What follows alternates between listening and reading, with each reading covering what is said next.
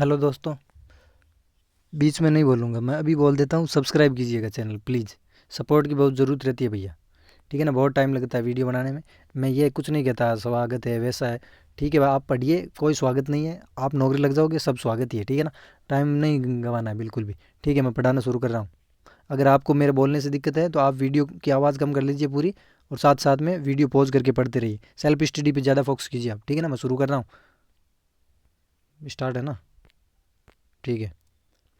A snack in the grass, यानी एक व्यक्ति जो क्या है, धोखेबाज, उसको बोलते हैं snake in the grass. A treacherous person, यानी एक धोखेबाज व्यक्ति। एन अनरिलायबल, रिलायबल मतलब विश्वसनीय, जिस पे क्या है, विश्वास नहीं कर सकते। डेसिटफुल यानी धोखेबाज पर्सन। ए सीक्रेट एनिमी यानी गुप्त शत्रु, एक ऐसा व्यक्ति जो क्या है, गुप्त शत्रु है, जिसका हमें पता नहीं है कि है हमारा शत्रु है।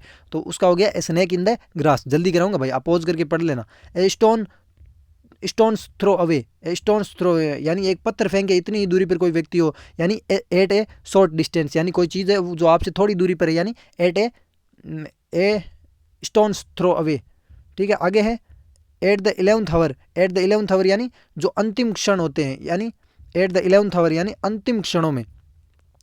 At the 11th hour, at the very last moment, ठीक है। Barkings, barking up the wrong tree, barking up the wrong tree यानी आप किसी गलत पेड़ पर क्या है, भौंक रहे हो। Trying to do something in a way that will not work, यानी बार्किंग, बार्क मतलब होता है भौंकना। एक प्रोवर्ब सी है, बार्किंग डॉग सेल्डम बाइट, भौंकने वाले कुत्ते नहीं काटते।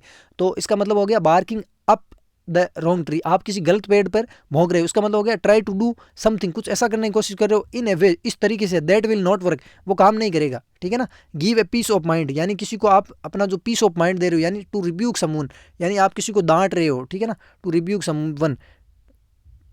Give a piece of one's mind, खुद के मस्तिष्क का जो एक क्या है, आप भाग दे रहे हो, यानी टू रिब्यूक समवन, किसी को डांट रहे हो। स्पीकिंग शार्पली यानी नुकीलेपन, शार्प वैसे नुकीलापन होता है, यानी नुकीलेपन से, या फिर आप डांट फटकार के किसी को समझा रहे हो। स्पीकिंग यानी बात कर रहे हो। स्कॉल्डिंग किसी को फटकार लगाना। टू रेप्रीमेंड डांटना, ठीक है ना, रेप्रीमेंड।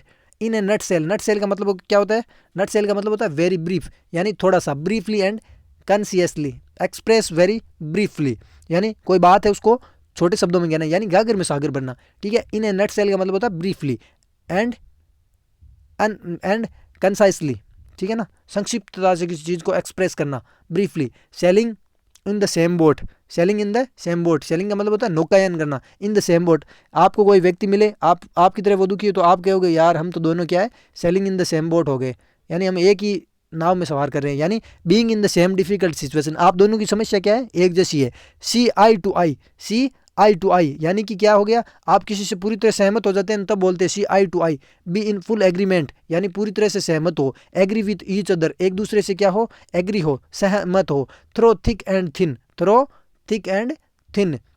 Support under all circumstances, through thick and thin यानी support under all the circumstances, circumstances का मतलब होता है परिस्थितियाँ, सभी परिस्थितियों में सपोर्ट करना, उसको बोलते हैं सपोर्ट अंडर ऑल सर्कमस्टेंस, यानी through thick and thin time. In time of goods and bad fortune, fortune का मतलब होता है भाग्य, यानी बुरा बुरा समय हो या फिर अच्छा समय हो, दोनों में क्या है, सपोर्ट करना। To add to the fuel यानी जो जले में क्या है, घी का काम करना। टू एड फ्यूल यानी ईंधन का काम करना। टू द फायर, आग में क्या है, ईंधन डालना, यानी तेल डालना। फिर कोई आग लगी हुई उसमें केरोसिन डालना, यानी मेक थिंग रॉस, उसको जो वर्स, जो क्या है चीज़ें उनको और बुरा बना देना। वर्सनड यानी कि बुरे से बुरा बना देना। द डिफिकल्ट सिचुएशन यानी डिफिकल्ट यानी कठिन, सिचुएशन यानी परिस्थिति। टू ईट ए हम्बल पाई, पाई का मतलब होता है बेटा कचौरी। तो टू ईट ए हम्बल पाई यानी क्या होता है, आप हार स्वीकार कर लेते हो, यानी सफर ह्यूमिलेशन या head to yield under pressure, आप क्या है किसी प्रेशर में आ जाते हो, सफर ह्यूमिलेशन, ठीक है ना, सफर में आ जाते हो, तकलीफ में आता हो। Head to yield under the pressure, आप किसी प्रेशर में आ जाते हो। ये पर्सन भाई इंपॉर्टेंट है, याद कर लेना। टू ईट ए हम्बल पाई यानी आप किसी जो प्रेशर में आ जाते हो उसको बोलते हैं सफर, यानी क्या होता है, दुख होता है, ठीक है ना, दुख में आ जाते हो।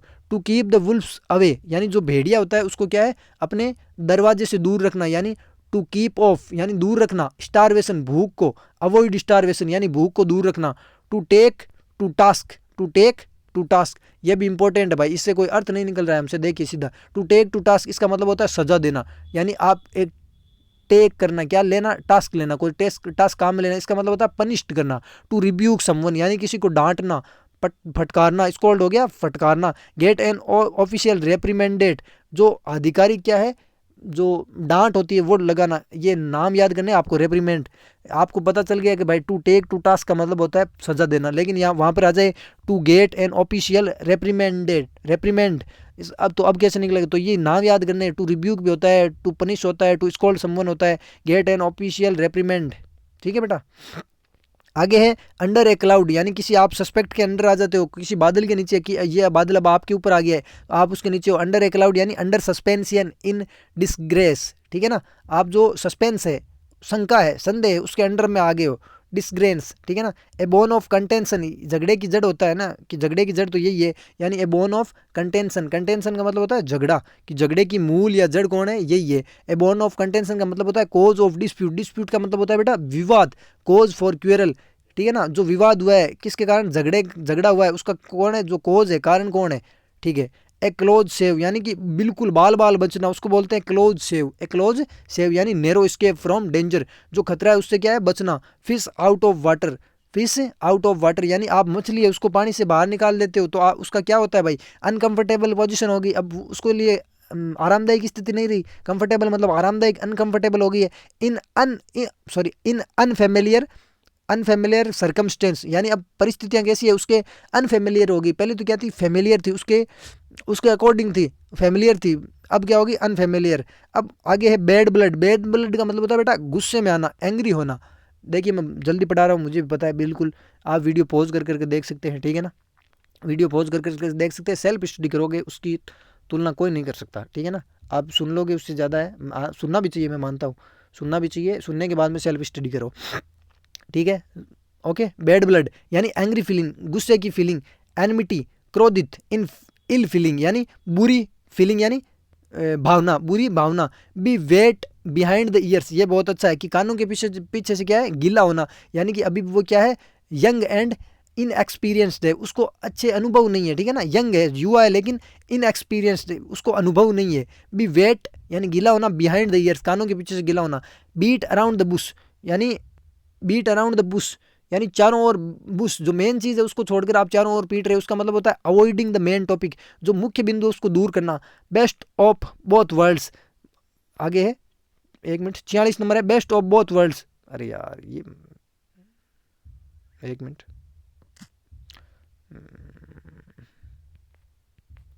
Best of both worlds, best of both worlds, इसका मतलब होता है situation where in someone has the privilege of enjoying two different opportunities. हाँ, बेस्ट ऑफ बोथ वर्ल्ड्स का मतलब होता है एक ऐसी स्थिति जिसमें आप क्या है, दोनों ही हाथों में आपके लड्डू हो, वो होते हैं, उसको बोलते हैं क्या है, ऐसी सिचुएशन जब क्या है आपके दोनों ही चीज़ों में क्या फ़ायदा हो, यहाँ आप जाओगे तो भी फ़ायदा है, यहाँ जाओगे तो भी फ़ायदा है। ऑल द एडवांटेज यानी सभी प्रकार के जो क्या है विशेष लाभ है उनको बोलते हैं, ठीक है। कॉल ए डे इसका मतलब होता है डिसाइड और agree to stop doing something. Call a day ये बहुत इंपॉर्टेंट है भाई, कॉल ए डे इसका मतलब होता है जो डिसाइड और एग्री सहमत हो जाना, टू स्टॉप डूइंग समथिंग कुछ हो रहा है उसको रोकने के लिए आप क्या है किसी से सहमत हो जाते हो, उसको बोलते हैं call a day. Call a day इसका मतलब होता है डिसाइड और agree to stop doing something. To give up यानी छोड़ देना, to give up work and go back to home. Give up work यानी काम छोड़ देना, and go back to home और वापस घर पे चले जाना। कैच रेड हैंडेड यानी रंगे हाथों पकड़े जाना, कैच रेड हैंडेड यानी रंगे हाथों पकड़े जाना, इसका मतलब होता है to catch someone something illegal यानी कोई इलीगल काम कर रहा है उसको करते हुए पकड़े जाना। Caught in the act of committing the crime यानी कोई जो क्राइम कर रहा है, कमिटिंग कर रहा है क्राइम की, उसको पकड़ लेना। Cost N arm and A leg इसका मतलब होता है आपको कितना लगा है, कॉस्ट क्या लगी है, किसी चीज़ का आपको भुगतान कितना करना पड़ा है, लगभग एक भुजा का और एक पैर का, इसका मतलब होता है very expensive, it is a very high cost, है ना, उसको बोलते हैं cost N arm and A leg. Cry over split milk यानी जो बिखर चुका दूध है उसके ऊपर आप रो रहे हो, तो उसका मतलब क्या है, क्राई ओवर स्प्लिट मिल्क इसका मतलब हो गया to complain about a loss from the past यानी जो बीत गया है उसके बारे में, जब चिड़िया चुग गई खेत पाचे पछताए का होता है ना। टू रिग्रेट यानी रिग्रेट करना यानी रिग्रेट का मतलब पश्चाताप करना। अबाउट किसके बारे में, that which can not be rectified जिसको क्या है पुनः रेक्टिफाइड नहीं किया जा सकता, जिसको बदला नहीं जा सकता, उसके बारे में आप रो रहे हो, तो उसका मतलब होता है cry over split milk. Okay बेटा, वीडियो हो गया पूरा, वीडियो लगा अच्छा देन प्लीज़ लाइक सब्सक्राइब, नहीं करते हो तो फिर आपकी मर्जी बेटा, ठीक है ना। Okay, thank you, love you.